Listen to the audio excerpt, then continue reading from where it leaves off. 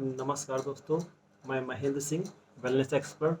आज मैं बात करता हूँ कि बोन्स के बारे में, बोन्स की हिस्ट्री के बारे में बात करते हैं आज। ये एक ऐसा टॉपिक है जो मुझे बताते हुए और अवेयरनेस देते हुए बहुत खुशी भी हो रही है और दुख भी होता है। तो शुरुआत करते हैं।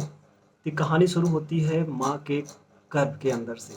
तो जब लेडी प्रेग्नेंट होती हैं तो उनको बहुत बड़ी मात्रा में कैल्शियम चाहिए होता है, लेकिन लैक ऑफ अवेयरनेस कहिए या फिर लोग जानते नहीं हैं और मिसकंसेप्शन की वजह से लोग प्रॉपर कैल्शियम इंटेक नहीं ले पाते हैं।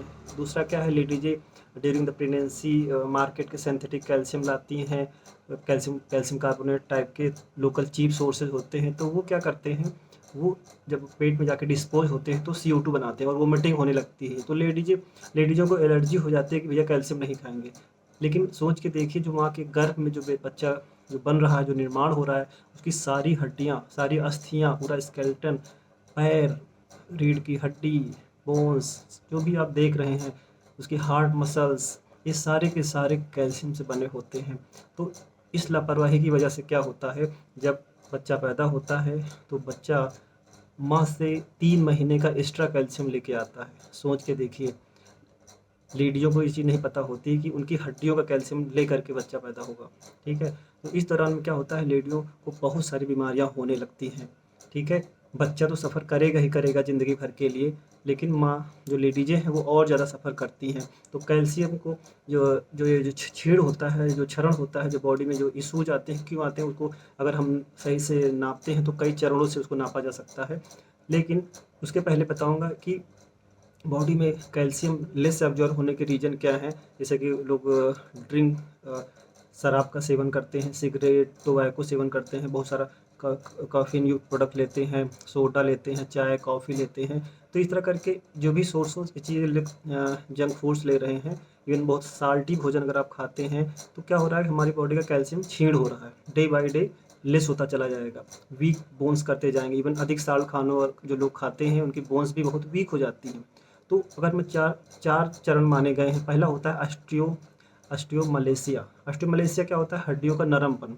यानी कि जब माएँ कम कैल्शियम खाती हैं तो जो न्यूबॉर्न बेबीज होते हैं उनके हाथ पैर टेढ़े होते हैं, हाथ टेढ़े पाए जाते हैं, पैर टेढ़े हो जाते हैं, रिकेट्स की बीमारियां हो जाती हैं। और तो कभी कभी उनके रिश्तेदार आते हैं तो बोलते हैं, अरे आपके बेटे का तो पैर टेढ़ा कैसे हो गया, है ना, आपने कभी ऑब्जर्व किया? तब लोग पेरेंट्स ध्यान देते हैं, अरे हमने कभी ध्यान ही नहीं दिया, ये कैसे हो गया। तो यही रीज़न होता है, कैल्शियम की कमी से रिकेट्स जैसी हाथ पैर टेढ़े होने ऐसी बीमारियां होती हैं। इसे ऑस्टियोमलेशिया फेज कहा जाता है।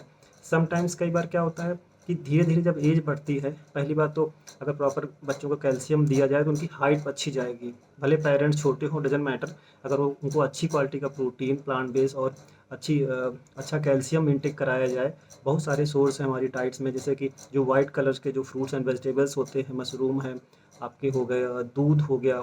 ठीक है, और इस तरह के बहुत सारे सोर्स हैं मार्केट से। हर्बल आजकल कैल्शियम भी आते हैं, हर्बल प्लांट बेस बने हुए, एल्गी सोर्स से बने हुए कैल्शियम भी ले सकते हैं। उनमें बस ध्यान देना है कि आपके जो कैल्शियम है उसमें मैग्नीशियम होना बहुत ज़रूरी है, विटामिन डी होना बहुत ज़रूरी है, और उसमें जिंक है। आपका जिंक के अलावा अलावा ये अच्छी क्वालिटी के कंटेंट यूज करे गए हों, उसमें कोई आर्टिफिशियल केस ना यूज किए गए हों।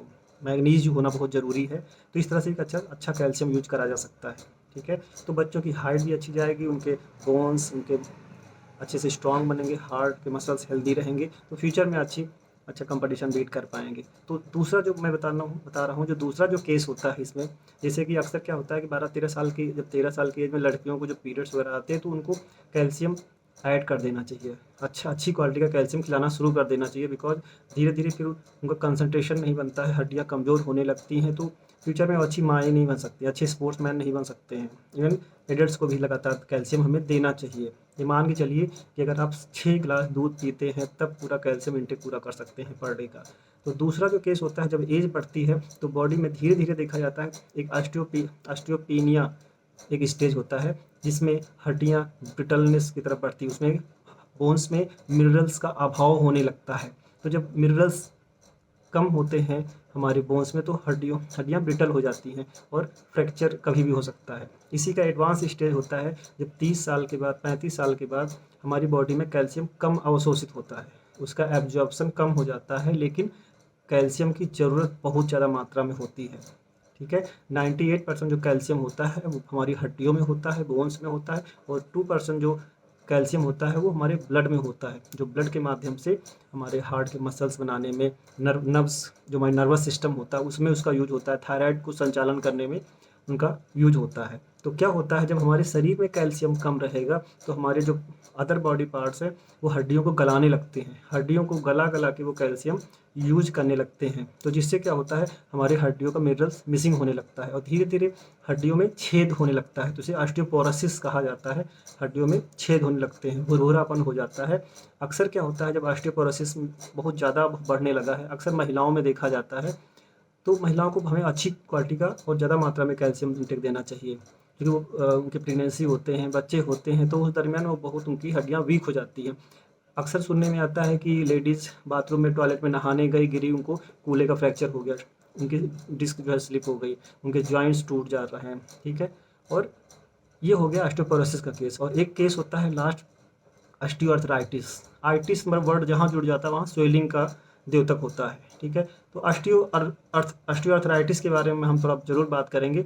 तो ये कैसे होता है, जब लोगों का वेट ज़्यादा होता है उनको चांस बहुत ज़्यादा होते हैं। मान लो अगर आपका आइडियल वेट 65 kg है और आपका वेट ऐसे नॉर्मल जो BMI है, आप ओबीज हैं, ओबेसिटी के शिकार हैं, 80 या 85 किलो का वेट है, यानी आप 20 किलो एक्स्ट्रा वेट अपने पीठ पे लाद के चल रहे हैं, तो क्या होगा, आपके जॉइंट बहुत जल्दी चले जाएंगे, बहुत जल्दी कार्टिलेज घिस जाती है। तो रियलिटी क्या होता है, उम्र के साथ साथ देखा गया है 35-40 साल के बाद हमारी बॉडी में एक एंजाइम होता है जिसे हम ग्लूकोजामाइन एंजाइम बोलते हैं। एक्चुअली साइनोवियल एक एंजाइम होता है जिसका एक सब पार्ट होता है ग्लूकोजामिन। ग्लूकोजामिन इसे मान ली बिल्डिंग ब्लॉक होता है, ये फ्लूइड होता है, बिल्डिंग ब्लॉक फ्लूइड होता है। तो ग्लूकोजामिन HCl जो सोर्स होता है दैट इज़ बेस्ट। तो हमारी बॉडी में ये एंजाइम समय के साथ साथ बनना स्लो हो जाता है या फिर बंद हो जाता है, और ये जेनेटिक भी फैक्टर होता है आर्थराइटिस का। अगर पेरेंट्स को है तो बच्चों को होने के चांस बहुत ज़्यादा होते हैं। अक्सर जो वेजिटेरियन है उनमें जल्दी होने के चांस रहते हैं। तो जो लोग बहुत मोटे होते हैं, ओबीज होते हैं, ओबेसिटी वाले होते हैं, या फिर जो लोग बहुत स्ट्रेस भरी लाइफ जीते हैं, तो ऑक्सीडेटिव स्ट्रेस बढ़ने की वजह से फ्री रेडिकल्स बहुत जनरेट होते हैं, तो ये भी बहुत बड़ा कॉज बनते हैं जॉइंट्स पेन का और अर्थराइटिस का, ठीक है। बाकी मैंने पहले ही बताया कि जो लोग बहुत टोबाको सेवन करते हैं, बहुत सारी ड्रिंक्स लेते हैं, या फिर साल का सेवन बहुत करते हैं, तो वो भी बहुत मान चलिए उनके चांस बहुत ज़्यादा हैं आर्थराइटिस वगैरह के होने का।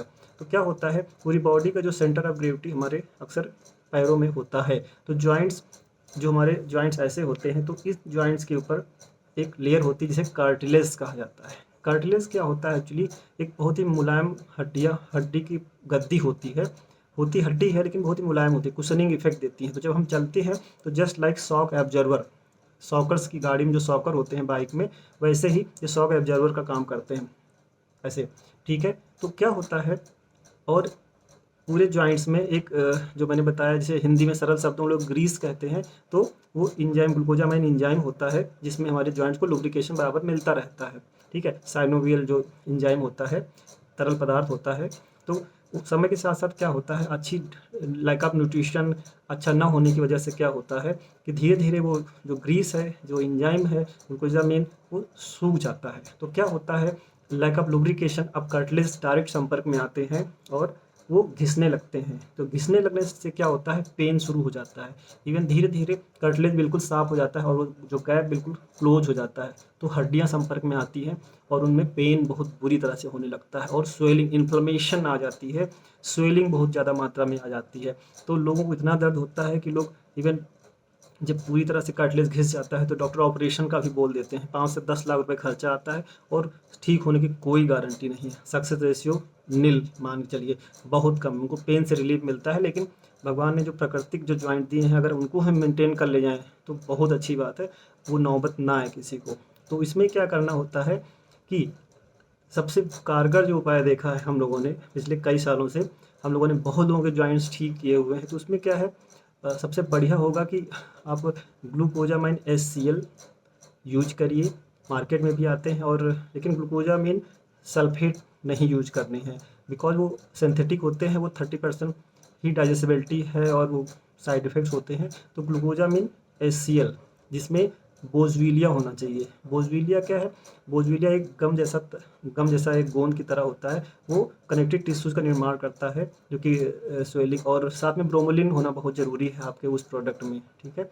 तो ब्रोमोलिन क्या होता है? ये पाइनएप्पल से निकाला जाता है, और ये मान के चलिए कि जो ब्रोमोलिन है ये स्वेलिंग को कम करता है, उसके दर्द को रिलीफ देता है, और जो बोझविलिया है वो उसमें लुब्रिकेशन का भी काम करता है। तो इस तरह से क्या होता है, तो 3-4 चीज़ जो मैंने बताई, ऐसा हर्बल और नेचुरल अगर हमें कोई मिल जाता है प्रोडक्ट, तो हमें वो यूज़ कर लेना चाहिए। तो धीरे-धीरे क्या होता है, देखा जाता है कि जो ग्लूकोज़ामिन है, बोझविलिया है और ब्रोमोलिन, ये तीनों मिल करके धीरे-धीरे कार्टिलेज जो घिस गया था उनको पुनः निर्माण कर देते हैं, रीजनरेशन कर देते हैं, और कार्टिलेज बनता है और उसमें फिर से एंजाइम बनने लगता है, लुब्रिकेशन भी शुरू हो जाता है। तो क्या होता है, जॉइंट बिल्कुल हेल्दी हो जाता है। अब इसमें क्या होता है, अगर आप शुरू टाइम में ही जब आपको लगे कि हमारे जॉइंट्स चुट-चुट होने लगे हैं, हल्का अचानक लोग बोलते हैं कि 40 साल की अवस्था में कि अचानक आज चट से का आवाज़ आई है, जो हम सीढ़ी पे चढ़ रहे थे, तो पहली बार ऐसा हुआ है। तो एज भी तो 40 साल पहली बार हुई है। तो जब उसके पहले ही जब हमें हल्का सा जॉइंट्स में आवाज़ आने लगे, चुट-चुट होने लगे, फिर कुछ पेन होने लगे, तो हमें अच्छा राइट इंटेक ऑफ कैल्शियम भी लेना चाहिए, और ग्लूकोजामिन, एचसीएल, बोझविलिया को भी सेवन करते रहना चाहिए। तो जिससे क्या होगा, हमारा लगातार कार्टिलेज मेंटेन रहेगा, एक हेल्दी कार्टिलेज बनता रहेगा, रीजनरेट होता रहेगा, एंजाइम बनता रहेगा।